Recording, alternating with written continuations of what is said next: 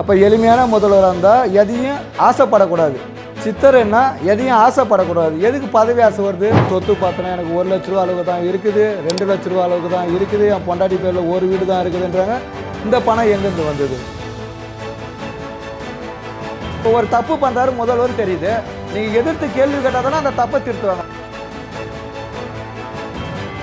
1,60,00,000 சொகுசு காரு வாங்கினார், 2 காரு. நம்ம வாழும் சித்தர்னு சொல்கிறாங்க. வாழும் சித்தர் தான் ரெஸ்டோ பாருக்காக பார்த்தோன்னா ஒரு கோயிலே இருக்கிறார்.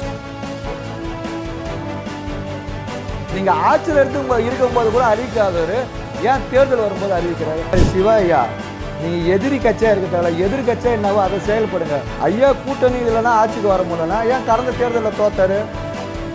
ஏன் இவர் திரும்ப இந்த ரெஸ்டோ பார் இதுலயே தான் அவரோட இன்ட்ரெஸ்ட் போயிட்டு இருக்கு? இதுக்கு என்ன காரணமா நீங்க நினைக்கிறீங்க? வாழும் காமராசர் அல்ல ஒருத்தர் நீ ஏன் அடிக்கடி நம்ம என்ஆர் ஐயா திட்டிக்கினே இருக்கிறீங்க, அவர் எளிமையான முதல்வர் தான் சொல்லிட்டு எனக்கு இன்பாக்ஸில் கேட்டிருந்தாங்க. நம்மளுடைய முதலமைச்சர் என்ஆர் ஐயா இந்திய பணக்கார முதல்வர்லேயே பார்த்தோன்னா 6வது இடத்துல இருக்கிறாரு. எத்தனை கோடிக்கு? 38 கோடிக்கு. ஆனால் தேர்தல் அப்போ அவங்களுடைய சட்டமன்ற உறுப்பினர்லாம் ஒரு தொகுதிக்கும் கிட்டத்தட்ட 2 கோடி ரூபாய் செலவு பண்ணிக்கிறாங்க, வாக்காளருக்கு 1000 ரூபா கொடுத்ததுலே. அப்போ 16 தொகுதின்னு பார்த்தீங்கன்னா கிட்டத்தட்ட 32 கோடி ரூபாய் ஆகிக்குது. அப்போ இவனுடைய சொத்து மதிப்பே என்ன சொல்கிறாங்க? 38 கோடி தான். அப்போ இது எங்கேருந்து வந்து இந்த பணம்? ஒவ்வொரு சட்டமன்ற உறுப்பினர் செலவு பண்ணாங்களா? அவங்களே சுத்தமாக காசே இல்லைன்றாங்களே. கேட்டால் சொத்து பார்த்தோன்னா எனக்கு 1 லட்ச ரூபா அளவுக்கு தான் இருக்குது, 2 லட்ச ரூபா அளவுக்கு தான் இருக்குது, என் பொண்டாட்டி பேரில் ஒரு வீடு தான் இருக்குதுன்றாங்க. இந்த பணம் எங்கேருந்து வந்தது? அவங்க என்ன தொழில் பண்ணுறாங்க? யாரும் எந்த தொழிலுமே பண்ணலை. ஆனால் அவங்க சட்டமன்ற உறுப்பினர்லாம் பார்த்தோன்னா தேர்தல் செலவுக்கு எங்கேருந்து வருது பணம்? அப்போ என்ஆர் ஐயா கொடுக்காம செலவு பண்ணுவாங்களா? அப்போ கணக்கில் வராத பணம் நம்ம ஐயானுடைய கணக்கு எடுத்தோன்னா நம்ம பாண்டிச்சேரிக்கு ஒரு வருஷத்துக்கு பட்ஜெட்டே போடலாம் பழகுது, அந்த அளவுக்கு இருக்குது. இன்னொருத்தர் கேட்டுக்கிறாரு, நம்ம வாழும் சித்தர்னு சொல்கிறாங்க. வாழும் சித்தர் தான் ரெஸ்டோ பாருக்காக பார்த்தோன்னா ஒரு கோயிலே அடிக்கிறார், சுயம்பு புத்து கோயில். ஆனால் நம்ம என்ஹெச் ரோட்டில் எடுத்துங்க, பொதுப்பணித்துறை ரோட்டில் எடுத்துங்க, கொம்யூன் பஞ்சாயத்து ரோட்டில் எடுத்துங்க, தலைவர் சிலையெல்லாம் ரோட்டில் இருக்குது, கோயிலெல்லாம் ரோட்டில் இருக்குது. அப்போ அதெல்லாம் ரோடு இல்லையா? அப்போ நம்ம ஐயா ரெஸ்டோ பாருக்காக எந்த ஒரு கோயிலையும் இடிக்கிறதுக்கு தயங்க மாட்டார், எந்த ஒரு வீட்டை இடிக்கவும் தயங்க மாட்டார். அந்த அளவுக்கு நம்மளுடைய முதலமைச்சர் எளிமையான முதல்வர், மக்களுடைய முதல்வர். கேட்டால் நான் இருக்கிற மக்களுக்கு இருக்கிற இடத்துல பட்டா கொடுக்குறேன். இப்போ எப்படி 60 வருஷமாக சில பேருக்கு பட்டாவே கொடுக்காமல் இருக்கிறாங்க? ஏன் அப்பயே கொடுத்துருக்கலாமே? அப்போ நம்ம முதல்வர் மக்களுடைய முதல்வர் எல்லாம் தெரிஞ்சு போச்சு. அதே மாதிரி இன்னொருத்தர் கேட்டுக்கிறாரு, வாழும் காமராசர்ன்னு. நம்ம காமராசர் எளிமையான காமராசர். அவர் முதல்வராக இருக்கும்போது 3 ட்ரெஸ்ஸு தான் வச்சுருந்தார், 110 ரூபா தான் வச்சுருந்தார். நம்மளுடைய காமராசர் இப்போ தான் 1,60,00,000 சொகுசு காரு வாங்கினார், 2 காரு. எளிமையான முதல்வருக்கு எதுக்கு சொகுசு காரு? அப்போ எளிமையான முதல்வராக இருந்தால் எதையும் ஆசைப்படக்கூடாது. சித்தர்னா எதையும் ஆசைப்படக்கூடாது. எதுக்கு பதவி ஆசை வருது? நான் எதுக்கு முதலமைச்சராக வரணுன்னு உக்கார்றேன்? அது மட்டும் என்னாரு, அப்பப்போ தேர்தல் அறிக்கை ஒன்று விடுவார். நான் வரும்போதெல்லாம் 500 ரூபா முதியோர் பென்ஷன் ஏற்றுருவான்னு. தேர்தல் வரும்போது வாக்குறுதி கொடுப்பார். எப்போ ஏற்றுவார் தெரியுமா? அடுத்த தேர்தல் வரும்போது 6 மாதம் போது பட்ஜெட்டில் அறிவிப்பார். தேர்தல் வர 2 மாதம் போது காசை போடுவார். இது மாதிரி தான் புதுச்சேரியில் நம்மளுடைய முதலமைச்சர் அறிவிப்பாக கொடுப்பார். ஒவ்வொரு குடும்பத்துக்குண்டான ரேஷன் கார்டுக்கும் ஒரு ரேஷன் கார்டுக்கு 10,000 ரூபா கொடுக்கறதா அவர் இப்போ திட்டங்கள் வந்துட்டு இருக்கிறாரு. இது சாத்தியப்படுமா? பாண்டிச்சேரியோட எக்கனாமிக்கு இது சாத்தியப்படுமா? ஒரு ரேஷன் கார்டுக்கு 10,000 ரூபா தரதா? ஐயா அவர் சொல்லுவார். கிட்டத்தட்ட பார்த்தா 4.25 வருஷம் அது எதுவுமே செய்ய மாட்டார். தேர்தல் வரும்போது பிப்ரவரி மாதம் அறிவிப்பார். நான் அடுத்த முறை வந்தோடனே அந்த 10,000 ரூபா கொடுப்பேன்னுவார். ஒரு வேலை வெற்றி பெற்றான்னா 5 வருஷம் திரும்பி கூட பார்க்க மாட்டார். அதுக்கடுத்து என்ன செய்வார்? இப்போ 4,550 கோடி வாங்கினாருங்களா, அதுக்கடுத்து திரும்பி பார்க்க மாட்டார். அடுத்த வாட்டி 10,000 கோடி கடன் வாங்குவார். இதை கடனை வாங்கி ஒரு 4,500 கோடியே உங்களால் வருமானம் சம்பாதிக்க முடியல. ஆனால் 50 வருஷத்துக்கு நான் பொறுமையாக வட்டி கட்டுவேன்னு என்ன அர்த்தம்? வட்டியும் அசலும் ஆகும். அதை யார் கட்டுறது? இவர் ஐயா போய் சேர்ந்துருவார். என்னுடைய அடுத்த தலைமுறை வீணாயிடுமா? அப்போ இந்த பாண்டிச்சேரியில் வருமானத்திற்கான அடுத்த வழி செய்யலை. அவனுடைய வருமானம் எல்லாமே ரெஸ்டோ பாரை மட்டும்தான் நினைக்கிறார தவிர மக்களை பற்றி ஒரு துளி கூட நினைக்கல ஐயா. சரி, நீங்கள் இந்த மாதிரி பொதுக்காரியங்கள்லாம் ஈடுபடுற சமூக சேவை தவிர நீங்கள் ஏன் இந்த மதுக்கடைக்கு எதிராக ஒரு எந்த போராட்டமும் அறிவிக்கிறது வருது? சார், சாதாரண நான் சில விஷயம் எடுத்தேன். அந்த கல்வித்துறை சரியாக இல்லைன்னு சொல்லி எடுத்தேன். 5 கிலோமீட்டருக்கு வந்து இந்த ஹெல்மெட்டை போட்டு எல்லாரையும் மன உடைச்சல் ஆகுறீங்க, வேக கட்டுப்பாடு கொண்டு வாங்கன்னு சொன்ன பஸ்ஸுக்கெல்லாம் அதெல்லாம் எதையும் கேட்கல. அதெல்லாம் நான் தொடர்ந்து எடுத்துன்றதுனால தான் என் வீட்டையும் இடித்தாங்க, என்னுடைய நிர்வாகத்தில் இருக்கிற கோயிலையும் இடித்தாங்க ரெஸ்டோ பாருக்காக. ஒரு ரெஸ்டோ பாருக்கு பார்க்கிங் இல்லாமல் அனுமதி கொடுக்குறாங்க, ஒரு திருமண மண்டபத்துக்கு பார்க்கிங் இல்லாமல் அனுமதி கொடுக்குறாங்க, கொடுத்துட்டு ஏழைனுடைய குடியை கெடுக்கிறாங்க. சார் நீங்கள் வந்துட்டு உங்கள் வீடு இடிச்சதுக்கோசம் என் வீடு இல்லை சார். சார் உங்கள் வீடுக்கோசம் மட்டும் நீங்கள் பேசிகிட்டு இருக்கீங்க. ஆனால் வந்துட்டு அந்த ரோடு வந்து ஆக்கிரமிப்பு எடுக்கிறது வந்து ஒரு கவர்மெண்ட்டோட சாதாரண சார். ஆக்கிரமிப்பு எடுக்கணும் தான் சார், நான் இல்லைன்னு சொல்ல சார். நீங்கள் அறியாமல் மூஷாக எடுத்துருக்கணும்ல, ஆக்கிரமிப்பு குறிப்பிட்ட பகுதி எடுத்தீங்க. ஏன் அந்த அண்ணாண்ட இருக்கிற ஆக்கிரமிப்புலாம் எடுக்கல? ஆக்கிரமிப்பு எங்கேயுமே இல்லையா? நீங்கள் பாண்டிச்சேரியில் எடுத்தவே முக்கால்வாசி ஆக்கிரமிப்பு தானே சார் இருக்குது. ஒரு தேசிய நெடுஞ்சாலை இருக்குது, அதில் ஒரு ஆக்கிரமிப்பு எடுத்தவங்களா ரோடை விரிவுபடுத்த துப்பு இருந்ததுங்களா?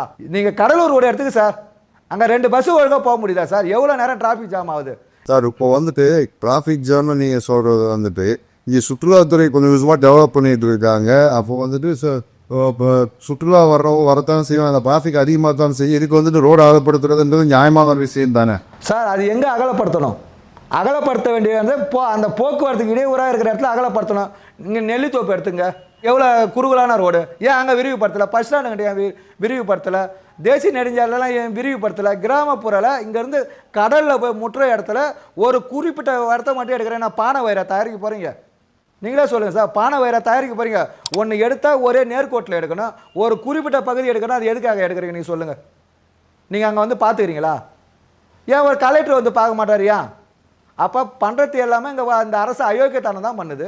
இல்லை சார், மொத்தம் பொதுவாக அப்படி அயோக்கியத்தனம்னு சொல்லக்கூடாது இல்லையா சார்? நான் சொல்கிறது 100% உண்மை. ஒன்று ஆர்டிஐயில் அதனுடைய எஃப்எம்டி ஃபுல்லாக நான் கொடுக்குறேன். நீங்கள் நீர்நிலையெல்லாம் பட்டா கொடுக்குறேன்னும் போது ஏன் எனக்கு கொடுக்க மாட்டீங்க? இப்போ நீங்கள் கொடுக்க போகிற சொல்கிறீங்க, எல்லாரையும் போய் மிரட்டுறீங்க. சுடுகாட்டில் கொடுக்கக்கூடாதுன்னு சட்டம் இருக்குது, போய் முனிசிபாலிட்டி இடத்துல கொடுக்கக்கூடாதுன்னு சட்டம் இருக்குது. ஆற்று ஓரத்தில் எடுத்து போய் கொடுக்குறீங்க. இப்போ ஆற்று ஓரத்துலேருந்து 10 மீட்டர் கொடுக்குறீங்க நீ. ஆனால் மாவட்ட ஆட்சியர் என்ன சொல்கிறாரு? ஆற்று ஓரத்துலேருந்து ஆக்கிரமிப்புலேருந்து 50 மீட்டர் இருந்தால் எடுத்துருவோம் சொல்கிறார், ஆக்கிரமிப்பு இருந்தால். இப்போ நீங்கள் 10 மீட்டர் கொடுக்குறீங்க, அப்புறம் அவங்க செட்டில் ஆகும்போது யாரை நானே ஒரு பொதுநல வழக்கு போட்டு அதை எடுக்க மாட்டேனா? எவ்வளோ மோசமாக இருக்கிறாருன்னு நீங்கள் எதை சொல்கிறீங்க சார்?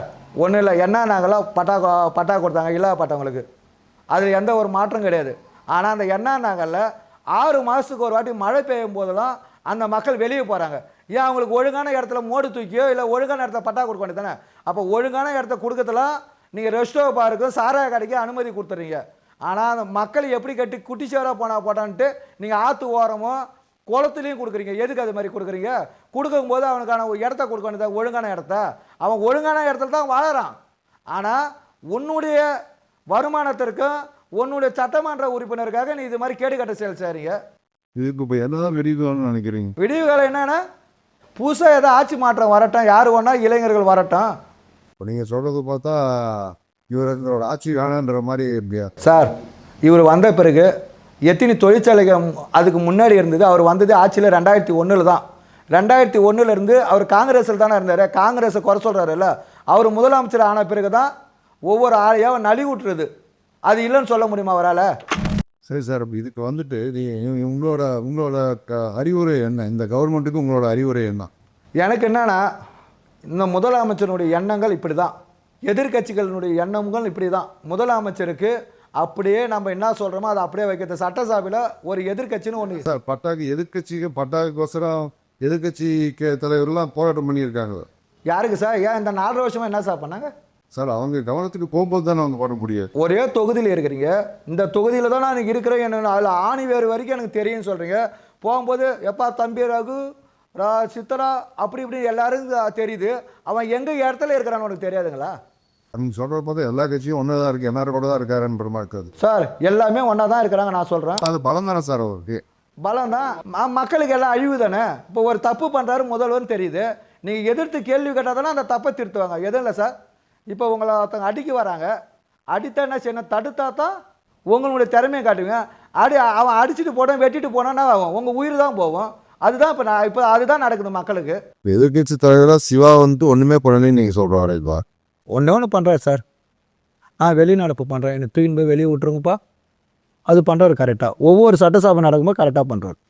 சரி, இப்போ நான் கேட்குறதுன்னா, இப்போ இந்த ஆளும் அரசுக்கும் எதிர்கட்சிக்கும் பின்ன அதிமுகவுக்கும் நீங்கள் வர்ற எலெக்ஷனை வச்சு நீங்கள் கொடுக்குற அறிவுரை என்ன? ஐயா என்ஆர் ஐயா இதுக்கு மேலே நீங்கள் தயவு செய்து விட்டுட்டு வீட்டுக்கு போயிடுங்க ஐயா. உங்களால் எங்கள் வாழ்க்கையை நாங்கள் தொலைக்க முடியாது. இதேமாதிரி ஒவ்வொரு தொகுதியிலும் பார்த்தா கிட்டத்தட்ட நாங்கள் 2000க்கு மேலே செத்து போய்க்கிறோம். நீங்கள் வரும்போதெல்லாம் எங்களுக்கு நீதியும் கிடைக்க மாதிரி ஒன்றும் கிடைக்க மாட்டுது. அதே மாதிரி சிவா ஐயா, நீங்கள் எதிரி கட்சியாக இருக்க தேவையில்ல, எதிர் கட்சியாக என்னவோ அதை செயல்படுங்க. அதே தான் நான் அதிமுகவுக்குன்னு சொல்கிற அறிவுரையும்.